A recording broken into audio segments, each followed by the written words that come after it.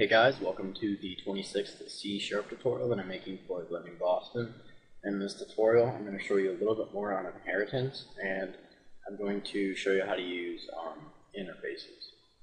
So, in the last tutorial, I forgot to tell you that you can only inherit from one base class. So we couldn't put like a comma here and inherit from like another class. But we can inherit from the same class multiple times. So we could create another class here called, I'll just call it my third class, and we could inherit from that capital, and we could inherit from my class as well. So now both of these classes are inheriting from my base class. They're both derived from the same class. Also, we could inherit from a class that's inheriting. For example, my third class could inherit from my second class. So if we did that, then my third class would contain everything from both this class and this class. So if we go out here, we should see that we have both hair color and show message, because hair color is in this class, but show message is originally in this class. So that's pretty much it on inheritance. So the next thing that we're going to be looking at is interfaces. And to create an interface, you're first going to want to type the keyword interface. Then following that, you're going to want to name your interface.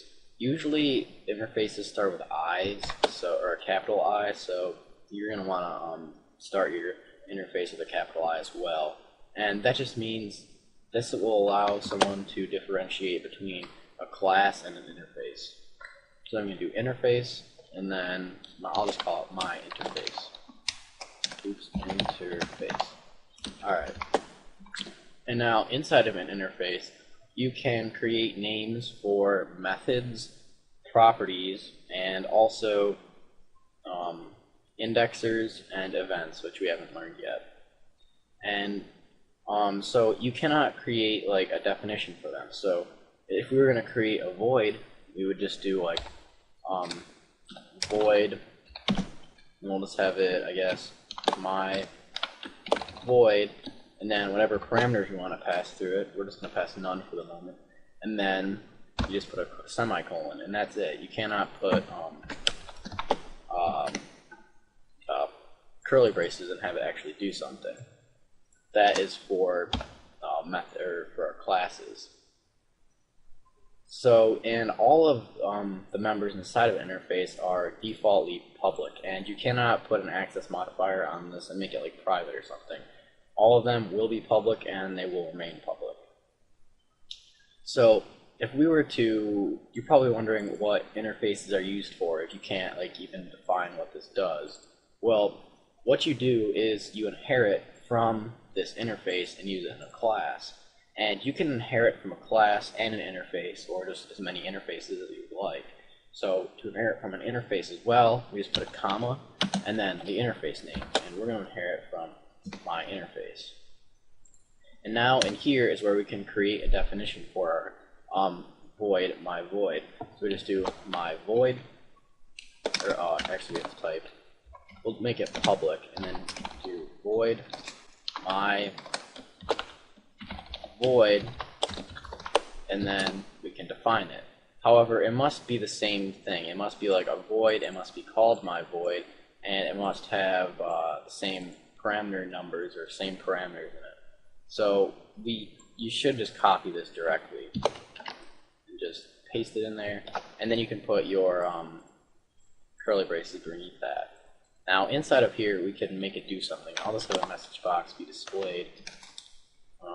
Actually, I might as well use this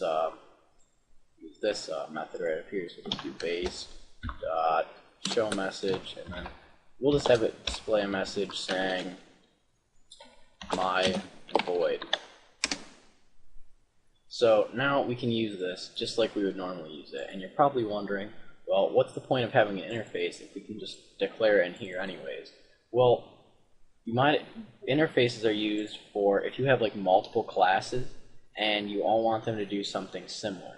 and you all want them to have the same methods inside of them. For example, if you were having, if you have a bunch of classes that handle different file formats, and they all do essentially the same thing with those file formats, such as reading from them and writing from them, well, if you had an interface that had two voids in here, such as reading and writing, then you could inherit from this interface and use them both in all those classes, so that when you went to use those classes, you wouldn't have to know anything about the file formats. You could just know, oh, it reads from it, so we just use that method.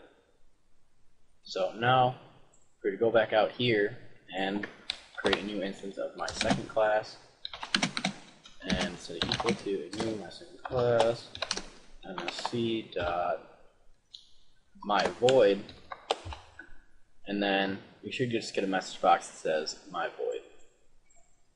Yep. Oops. Alright.